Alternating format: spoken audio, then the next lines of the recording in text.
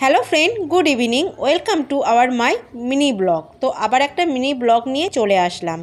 তো দেখো, আমেদাবাদ চলে এসেছি, তো দেখেই বুঝতে পারছো।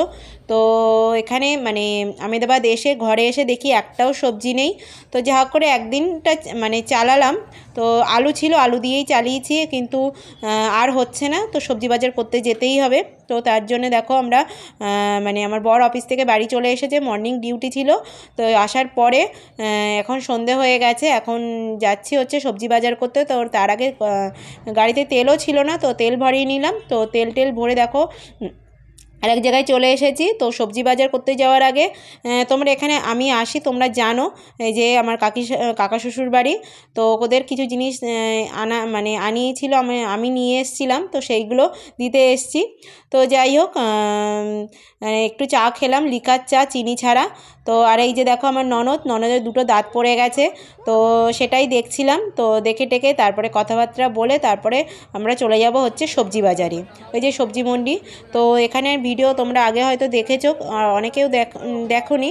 তো এই সবজি মন্ডিতে আসলে একটু সবজির দামটা কম হয়। তো 40 টাকা 30 টাকা, আমাদের পাশে যে সবজিগুলো ভ্যানগুলো বসে না, সেখানে প্রচুর দাম, এখানকার থেকে কোনে ডবল দাম। তো ওই জন্যে এক সপ্তাহ কি যাই হোক একটু বেশি করে সবজি বাজার করে নিয়ে যাই। তো অনেক দিন চলে যায়, মিনিমাম এক সপ্তাহ তো চলেই যায়। তো যাই হোক, এখানে দেখো প্রচুর সবজি, প্রচুর। এই যে দেখো ভাগায় দিয়েছে, ভাগা বলতে এই যে 10 টাকা করে হয়তো নেবে। লেবু, মির্চি, লঙ্কা, সব। যখন কি বলো তো একটু রাত হয়ে যায় তখন এরকম দেয়, একটু রাত করেই আসি। তো এখন প্রায় 8টার বেশি হয়ে গেছে। তো এই জন্যে দেখো, এই যে দেখো সবজি বাজার দেখতেই পাচ্ছ।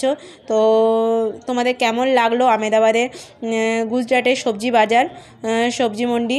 তো চলো সবজি টবজি বাজার করে নিয়ে তারপরে আমরা বাড়ি ফিরবো। তো যাই হোক, চলো অনেক কিছু সবজির কেনাকাটা করে তারপরে বাড়ির দিকে যাব। তো দেখো সবজি বাজার করে চলে এসেছি।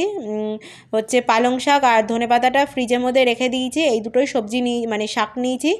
আর যা আছে আলু, পেঁয়াজ, আদা সব রকমই নিয়েছি, রসুন, পেঁয়াজ, তারপরে বেগুন, বিনস, গাজর, ক্যাপসিকাম, টমেটো, সব সবজি কিনে এখন রেখে দিয়েছি।